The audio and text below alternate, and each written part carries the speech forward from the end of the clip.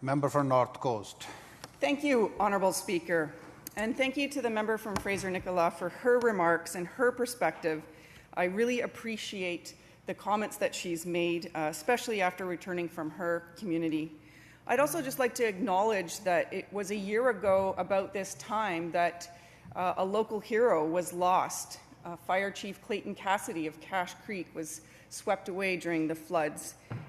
He was a hero to so many in so many ways, and it's really unfortunate that we've had such tragic events, but here we are again in flooding season, as the member mentioned.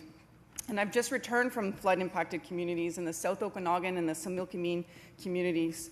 I went because I wanted to see for myself what's happening on the ground in regards to these high water and flooding events. I met with local people, local governments, local MLAs, and First Nations to see and hear directly how this year's spring freshet and subsequent flooding is impacting people. And as the member from Fraser-Nicola mentioned, I want to highlight that her people are indeed hardworking, committed, and resilient. It's a trying time, and we want British Columbians to know that we are here to help. We're monitoring what's happening and reducing the risks wherever we can. A higher than normal snowpack combined with hot temperatures has led to ongoing river rises and flooding incidents throughout the province in a number of communities. Temperatures are expected to increase again this week, leading to more snowmelt runoff. A state of local emergency has been declared for 17 communities and 8 First Nations. 21 evacuation orders are in effect across this province. And furthermore, 22 communities are under an evacuation alert, and a reception centre has been opened to support those affected by flooding. We have more than 2 million sandbags issued to local governments to protect homes and public infrastructure, and we've deployed 160 firefighters from the BC Wildfire Service to assist with sandbagging in communities. We've also announced several major funding programs. We've announced funding for flood prevention and emergency preparedness, including funding for the National Disaster Mitigation Program, the Community Emergency Preparedness Fund, and several flood projects throughout the province. Communities throughout BC are now benefiting from $33.5 million in provincial emergency preparedness funding.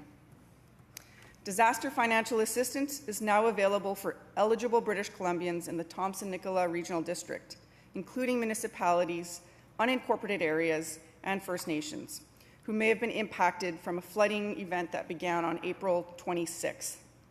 DFA, or Disaster Financial Assistance, is available to homeowners, residential tenants, small business owners, farmers, charitable organizations, and local government bodies who are unable to obtain insurance to cover disaster-related losses.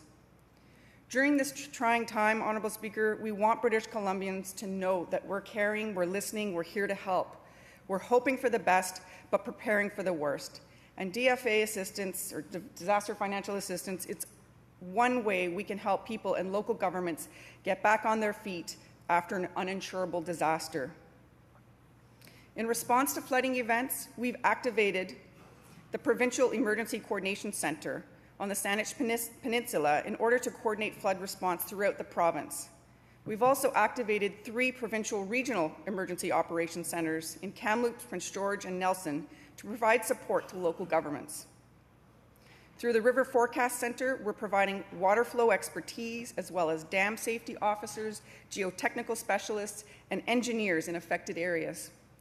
We're working closely with local governments and First Nations and monitoring the increased risk closely and mitigating wherever we can. We know people are still recovering from last year's extraordinary flood and fire season.